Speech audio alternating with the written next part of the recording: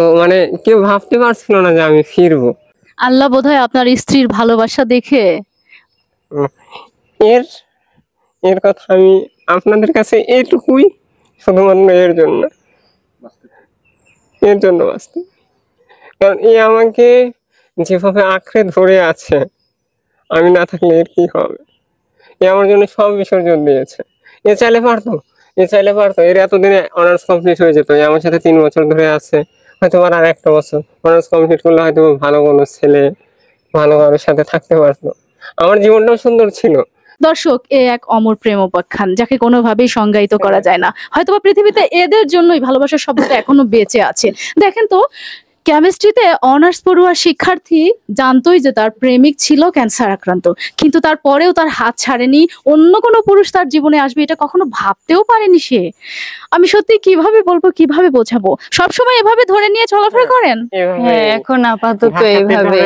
ঢাকাতে হসপিটালে এক জায়গা থেকে আরেক জায়গায় নিবে এইভাবে, একদম মানে কি বিছানা থেকে যে মাথাটা যে উঠাবে একদম ধরে সবসময় লতার মতো জড়িয়ে থাকে। না, সত্যি কথা আপু, আমার জীবনে আশীর্বাদ বলতে আল্লাহ তাআলা নিজে আমাকে উপহার দিয়েছে।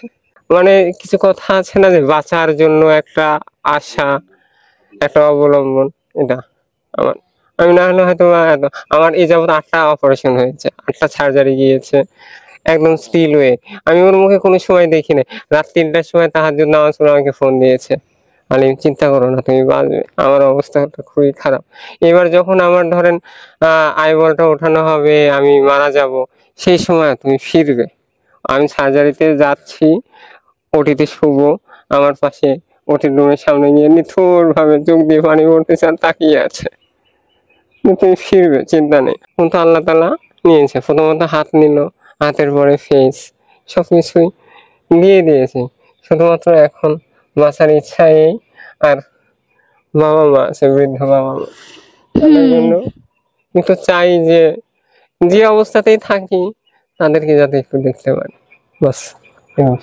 দর্শক, পাশে থাকা আলিফ ভাইয়ের 2 চোখ এখন তার স্ত্রীর 2 চোখ, তার হাত এখন তার স্ত্রীর 2 হাত, তার পথ চলা এখন তার স্ত্রীর পথ চলা।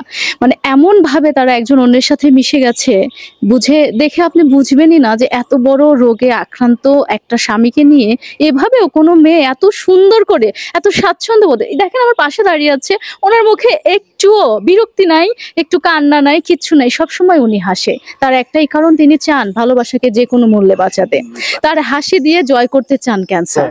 আমার ধরেন অনেক খারাপ মুহূর্তে গেছে, যেটা সত্য কথা। মানে আমি নিজে ভেঙে পড়ছি, নিজে কান্না করছি যখন আমার অসুস্থতার কথা শুনেছি।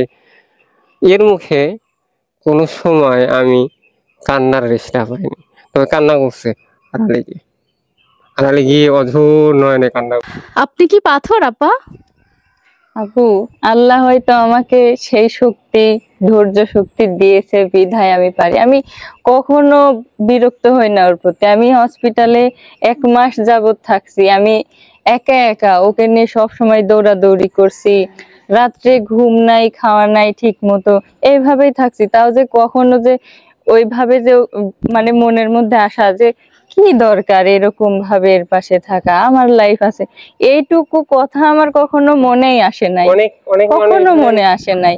অনেকে আমাকে এরকম কথাও বলছে যে কেন এর সাথে এভাবে থাকো, তোমার তো লাইফ আছে।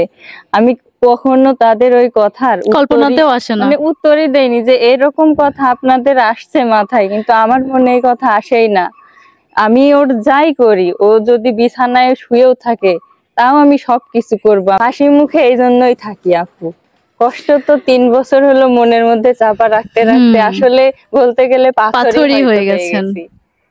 আর কথায় আছে যে মানুষ অল্প শোকে পাথর, আর বেশি শোকে নাকি কাতর হয়ে যায়। তো সেরকমই একটা ব্যাপার আসলে। সারাটা রাত একদম স্টিল হয়ে দাঁড়িয়ে থাক, মানে আমার পাশে সে, আমার মাথাতে যন্ত্রণা করতো, পেইন কিলার দিত, পেইন কিলারে কাজ হতো না।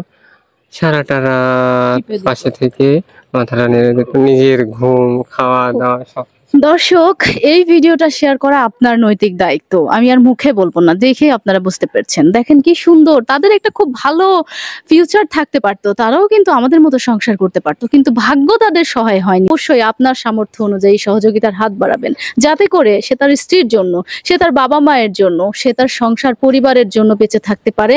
আল্লাহ যেন তাকে ক্যান্সারকে জয় করার মতো তৌফিক দান করে।